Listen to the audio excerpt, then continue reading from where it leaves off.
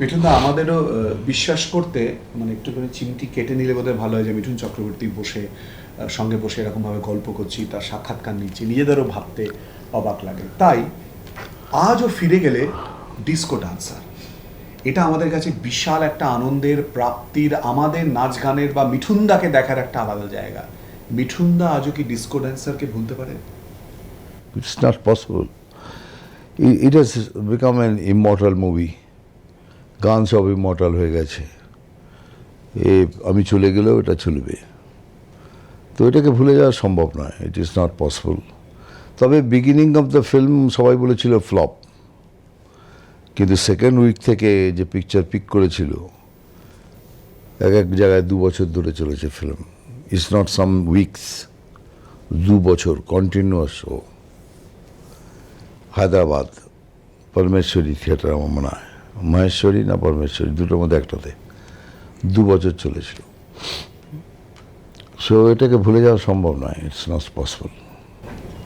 আমি যদি খুব ভুল না বলি, লন্ডনে আপনি বোধহয় ট্যাক্সি করে যাচ্ছিলেন এবং আপনি যখন যাচ্ছেন তখন ট্যাক্সিতে ডিস্কো ডান্সারেরই গান বাজছে এবং আপনি নিজেই হতচকিত। পরে যখন ট্যাক্সি ড্রাইভার দেখলো আপনাকে, সে কাকে দেখছে আর কি গান শুনছে সে নিজেই ভাবতে পারছে না। এটা সব জায়গায় হয়, অনেক জায়গাতেই হয়। কারণ এবার আমেরিকাতেও যখন আমি বাচ্চাদের সাথে দেখা করতে যাই, কোনো আর্মেনিয়ান হয়তো গাড়ি চালাচ্ছে, তো ম্যাক্সিমাম ওরাই চালায়। যেমন আমার ছেড়ে দিন, নমসী আমার ছোট ছেলে, ও যাচ্ছে চলে, তো গানটা বাজছে জিমি জিমি, তারপর টান করে যখন টাকা দিতে যাচ্ছে, বলতে আমি যদি আপনাকে বলি কি যার গান শুনছেন তার আমি ছেলে কি হবে, বললো আইল বি ডেড। বলে নট ডেড, আমি ইয়াংগেস্ট সান।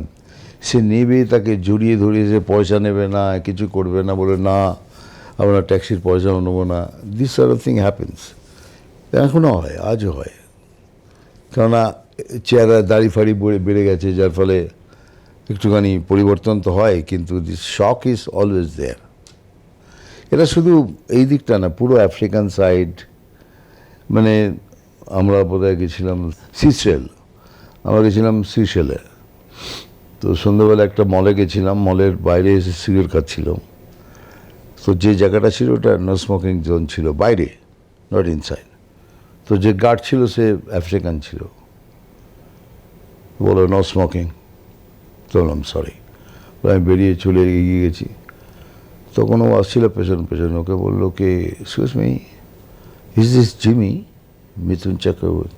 বলতে yes. Oh my god, what have I done, what have I done. বলে আমার পেছন পেছন দৌড়ে এসে আমাকে টানছে, বলে আপনি এখানেই সিগারেট খান, আপনি এখানে প্লিজ তো আমাকে ক্ষমা করে দেন। না ভাই না, তুমি তোমার কাজ করেছো, গুড। সে এক অভূতপূর্ব ব্যাপার। মানে ই ওয়াজ শকড, কে আমাকে বললো কেন, কে I am allowed everywhere to do anything, এরকম ব্যাপার এটা হয়। রয়েছে আরো অনেক কথা, অনেক কিছু জানার বাকি রয়েছে মিঠুন চক্রবর্তীর সঙ্গে কথায়, আলাপ আলোচনায়। আরো একটা বিরতির পর কোথাও যাবেন না, চোখ রাখুন ক্যালকাটা নিউজে। দেখুন, যেদিন এগুলো থাকবে না সেদিন হয়তো আমাকে ভাবাবে, আমাকে চিন্তায় ফেলবে, এটা কি হলো। বাট এখন এটা আছে বলে আমি জীবন্ত, আই এম স্টিল অ্যালাইভ। বাংলার মানুষ ইজ এ ডিফারেন্ট থিং, সরকার ইজ এ ডিফারেন্ট থিং। তা বাংলার মানুষকে অ্যাভয়েড করতে পারবে না। বাংলার মানুষ এখনও অফুরন্ত দিয়ে যাচ্ছে। আই এম অবলাইজড, আমি তাদের কাছে কৃতজ্ঞ।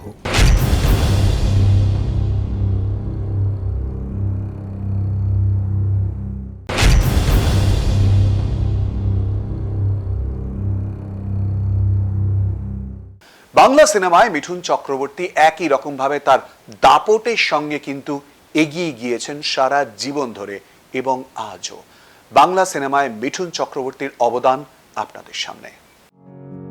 নেশাই যখন পেশা, পেশা তখন নেশা। অনেক লড়াই পার করে দুটিকে এক করতে পেরেছিলেন মহাগুরু মিঠুন চক্রবর্তী।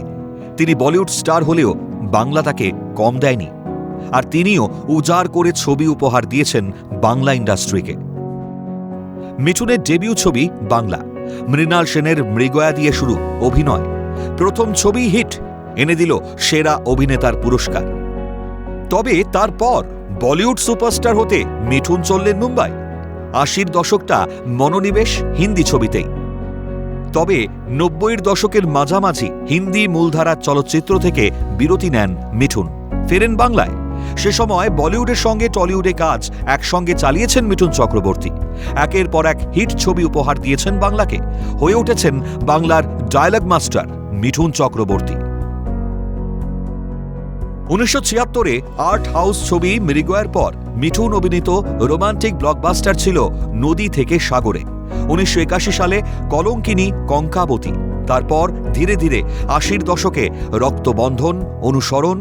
৯০-এর দশকে সুপারহিট তাহাদের কথা, ঘরজামাই, চিতা, ভাগ্যদেবতা, দাদা, তিতলি, ফেরারি ফৌজ, অন্যায়, অবিচার। এছাড়াও ২০০০-এর পর বারুদ, রাজাবাবু, কুলি, চোরে চোরে মাস্তুতো ভাই, শক্তিমান, যুদ্ধ, তুলকালাম, টাইগার, মহাগুরু, এমএলএ ফাটাকেষ্টর মতো সুপারহিট ছবি। এক্কেবারে বাণিজ্যিক ছবি থেকে বেরিয়ে ২০১০-এর পর ভিন্ন স্বাদের ছবিও করতে শুরু করেন মিঠুন। ২০১০-এর পর থেকে শুকনো লঙ্কা, নকশাল, কাবুলিওয়ালার মতন ছবি করেন।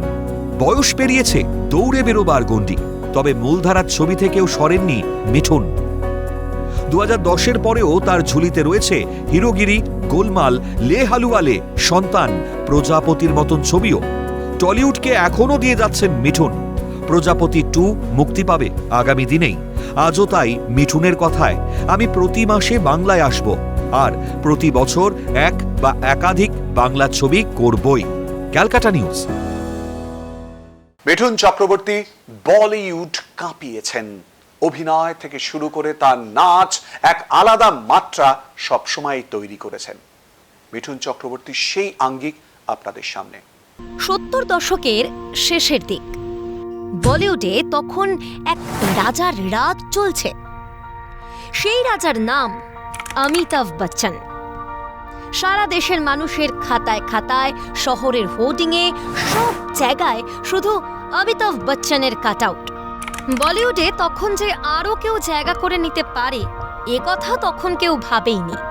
এমনই একটা অসম লড়াইতে নিজের অদম্য ইচ্ছা শক্তির জোরে নেমে পড়লেন মিঠুন চক্রবর্তী। না, তখন অবশ্য মিঠুন হয়ে ওঠেননি। সেই চেষ্টাতেই পা দিলেন বলিউডে। অমিতাভ রেখার ব্যাগও বয়েছেন একসময়, করেছেন স্পট বয়ের কাজ। সময় লাগলেও মিঠুনকে সাফল্য ধরা দিল ১৯৭৮ সাল নাগাদ। মুক্তি পায় মেরা রক্ষক, বলিউডের ময়দানে মিঠুনের প্রথম সফল কাজ। তারপর ধীরে ধীরে প্রেম বিবাহ, वो जो हसीना, সুরক্ষা দর্শকরা চিনতে শুরু করেন নবাগত এক বাঙালি অভিনেতাকে। তারপর এলো ৮০-র দশক, এলো ১৯৮২ সাল। চূড়ান্ত হিট হল মিঠুন অভিনীত ডিস্কো ডান্সার ছবি। ব্যাস, তারপরে আর পিছন ফিরে তাকাতে হয়নি মিঠুন চক্রবর্তীকে। প্যার কি মন্দির, গুরু, কমান্ডো, প্রেম প্রতিজ্ঞা, মুজরিম, आमने सामने, तकदीर, लाल चुनारिया, हमसे है जमाना, तेरी बाह में बाजी, प्यार झुकता नहीं, यादों की कसम, बात बन जाए, शीशा, एक और सिकंदर, वक्त की आवाज, दीवाना तेरे नाम का, मेरा यार मेरा दुश्मन, साजिश, आखिरी बदला, अग्निपथ, अंधा विचार থেকে শুরু করে দুশমন, ত্রিনেত্র, শিকারী থেকে মিঠুনের শেষ হিন্দি ছবি দ্য কাশ্মীর ফাইলস।